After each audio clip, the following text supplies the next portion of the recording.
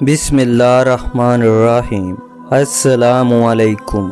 ہماری تاریخ میں بہت بڑا خوبصورت نام عبداللہ بن زید رحمۃ اللہ علیہ کا ہے۔ آپ نے ساری زندگی نکاح نہیں کیا، جوانی گزر گئی، بڑھاپا آیا۔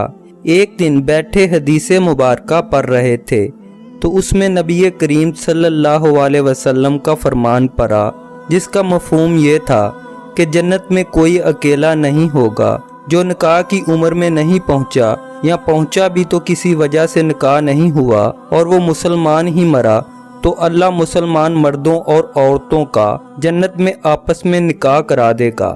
جب یہ حدیث پاک پڑھی تو دل میں خیال آیا کہ یہاں تو نکاح نہیں کیا تو جنت میں ہونا ہی ہونا ہے، تو جنت میں میری بیوی کون ہوگی؟ دعا کی کہ یا اللہ مجھے دکھا تو صحیح جنت میں میری بیوی کون ہوگی۔ پہلی رات دعا قبول نہیں ہوئی، دوسری رات بھی دعا قبول نہیں ہوئی، تیسری رات دعا قبول ہو گئی۔ خواب میں کیا دیکھتے ہیں؟ کالے رنگ کی عورت ہے، حضرت بلال حبشی کے دیس کی رہنے والی، حبشہ کے دیس کی، اور وہ کیا کہتی ہے کہ میں مومنہ ولید ہوں اور میں بصرہ میں رہتی ہوں۔ پتہ مل گیا، آنکھ کھلی، حضرت کی تہجد کا وقت تھا، نوافل پڑھے، نماز فجر با جماعت ادا کی اور سواری لے کر حضرت عبداللہ بن زید بصرہ گئے۔ وہاں لوگوں نے بڑا استقبال کیا، حضرت کا نام ہی بہت بڑا تھا۔ بٹھا کر پوچھا، حضرت بتائے بغیر کیسے آنا ہوا؟ خیر تو ہے؟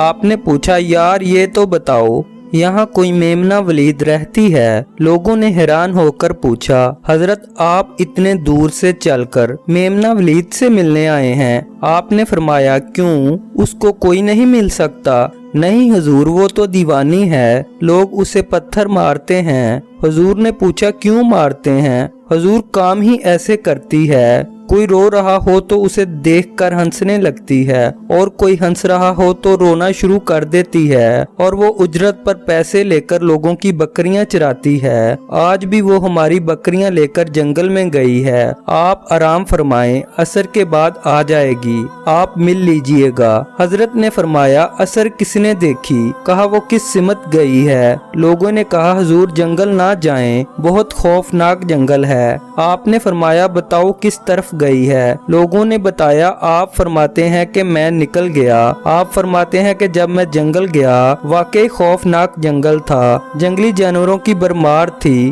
قدم قدم پر کوئی نہ کوئی چیز کھڑی ہے۔ آپ فرماتے ہیں کہ قربان جاؤں اس عورت کی مردانگی پر، وہ اس جنگل میں کس طرح بکریاں چرا رہی ہے، شیروں نے اس کی بکریوں کو ابھی تک کھایا نہیں، اتنے درندے ہیں سارے مل کر حملہ کر دیں تو کیا کرے گی یہ اکیلی عورت؟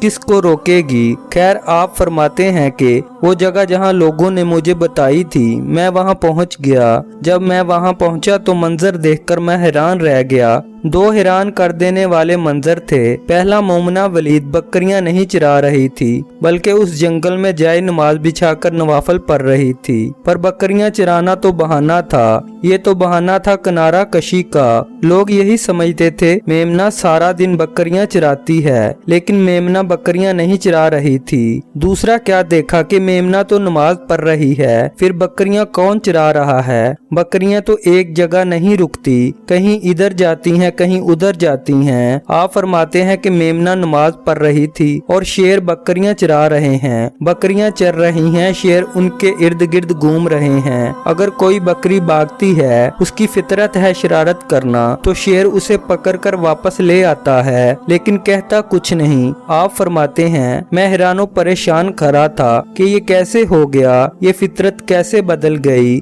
لوگ کہتے ہیں فطرت نہیں بدلتی، یہ شیروں اور بکریوں میں یاری کیسے ہو گئی؟ آپ فرماتے ہیں، میں دنگ حیران پریشان کھڑا ہوں، مجھے نہیں پتا کہ کب مومنہ ولید نے نماز ختم کر دی اور مجھے مخاطب کر کے کہتی ہے کہ اے عبداللہ، ملنے کا وعدہ تو جنت میں تھا، آپ یہاں آ گئے۔ آپ فرماتے ہیں، میں حیران رہ گیا، اس سے پہلے تو ملاقات بھی نہیں ہوئی، تو حضرت میمنہ ولید کو میرا نام کیسے پتا چل گیا؟ تو آپ فرماتے ہیں کہ میں نے حضرت میمنہ ولید سے سوال کیا، اس سے پہلے ہم ملے نہیں، ملاقات نہیں ہوئی، ہمارا تو میرا نام کیسے پتا چلا؟ آپ کو تو جواب کیا ملا؟ حضرت میمنہ ولید فرماتی ہیں، عبداللہ جس اللہ نے رات کو تجھے میرے بارے میں بتایا ہے اسی اللہ نے مجھے آپ کے بارے میں بتایا ہے۔ آپ فرماتے ہیں کہ جس چیز نے مجھے سب سے زیادہ حیران کیا وہ یہ تھا کہ یہ فطرت کیسے بدلی۔